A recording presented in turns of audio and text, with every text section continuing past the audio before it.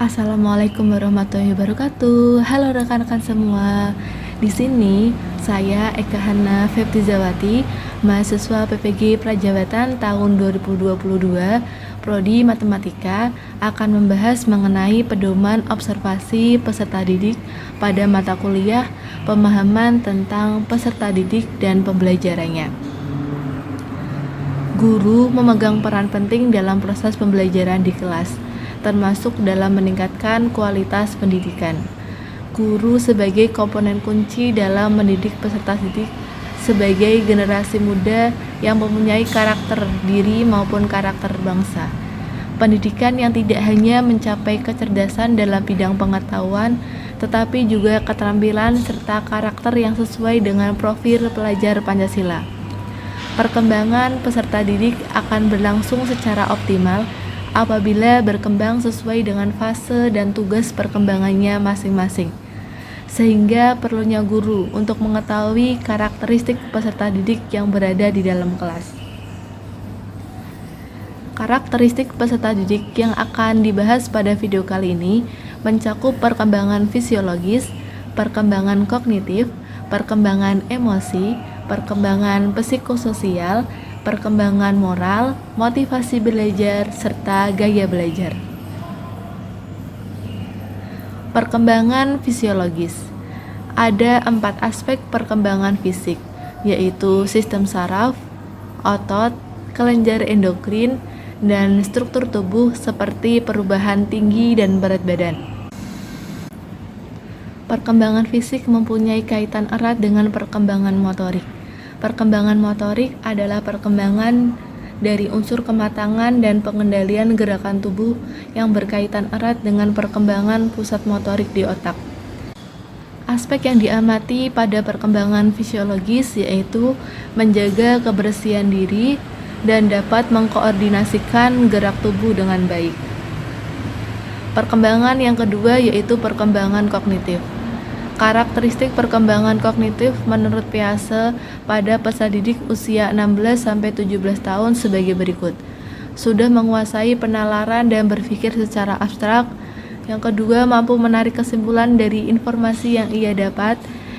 Yang ketiga, memahami konsep yang bersifat abstrak seperti nilai dan cinta. Yang keempat, sudah dapat melihat realitas yang terkadang bisa abu-abu, tidak melulu hitam dan putih. Kemampuan ini sangat penting karena akan membantu ia melewati masa peralihan dari fase remaja menuju fase dewasa. Berikut aspek perkembangan kognitif yang diamati. Mampu mempresentasikan tugas di depan kelas, mampu mengaitkan antar materi, mampu memberikan argumentasi saat diskusi, serta mampu memberikan contoh kalimat majemuk pada kehidupan sehari-hari. Yang ketiga yaitu perkembangan emosional. Emosi mempunyai peran dalam membantu mempercepat atau memperlambat peserta didik dalam mengikuti proses pembelajaran. Suasana emosi yang menyenangkan atau positif akan membawa pengaruh terhadap cara kerja struktur otak manusia dan mempengaruhi proses dan hasil belajar. Berikut adalah aspek perkembangan emosional yang diamati yaitu mampu menunjukkan rasa percaya diri, mampu berinteraksi dengan teman sejawat, serta mampu mengendalikan amarah. Perkembangan yang keempat yaitu perkembangan sosial. Perkembangan sosial adalah perkembangan yang terkait dengan kemampuan untuk berperilaku sesuai dengan kebutuhan masyarakat. Perkembangan sosial peserta didik akan terlihat dari kemampuannya berinteraksi dengan teman sebaya, guru maupun anggota masyarakat lainnya. Karakteristik perkembangan sosial emosional menurut Erikson adalah sebagai berikut. Identitas versus kebingungan identitas, usia 12-19 tahun.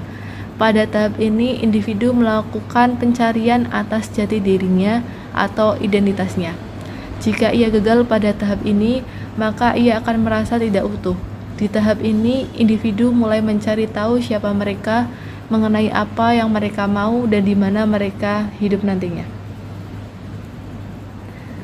Aspek yang diamati pada perkembangan sosial yaitu mampu bekerja sama dengan kelompoknya, mampu bersosialisasi dengan warga sekolah, serta mampu mengungkapkan pendapat dalam forum diskusi. Perkembangan yang kelima yaitu perkembangan moral.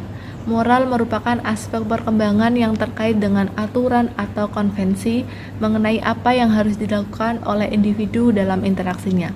Aspek yang diamati yaitu patuh dan hormat kepada guru, menghormati orang lain tanpa melihat latar belakang sosial, ekonomi, suku, ataupun agama, serta tidak mengganggu teman sejawat saat proses pembelajaran. Karakteristik peserta didik yang keenam yaitu motivasi belajar. Motivasi dapat timbul dari dalam diri sendiri dan juga dari luar dirinya sendiri. Motivasi belajar yang tinggi akan terlihat dari ketekunan peserta didik dalam belajar yang tidak mudah menyerah untuk mencapai tujuan walaupun terdapat rintangan yang dihadapinya. Oleh karena itu, perlunya menumbuhkan motivasi belajar yang tinggi agar dapat mengikuti kegiatan pembelajaran dengan terlibat penuh dan terus semangat.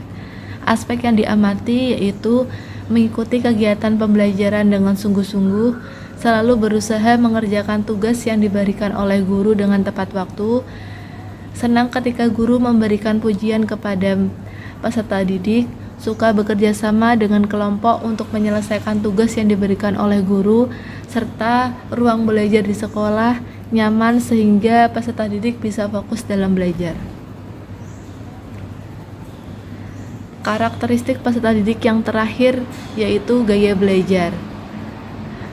Gaya belajar seseorang merupakan kombinasi dari bagaimana seseorang menyerap, mengatur, dan mengolah informasi. Menurut De Potter dan Hernecki, bahwa modalitas dari gaya belajar dibagi menjadi 3 kelompok, yaitu gaya belajar visual, gaya belajar auditori, serta gaya belajar kinestetik. Yang pertama, gaya belajar visual adalah gaya belajar yang dilakukan oleh seseorang dengan cara melihat sehingga mata memiliki peranan penting.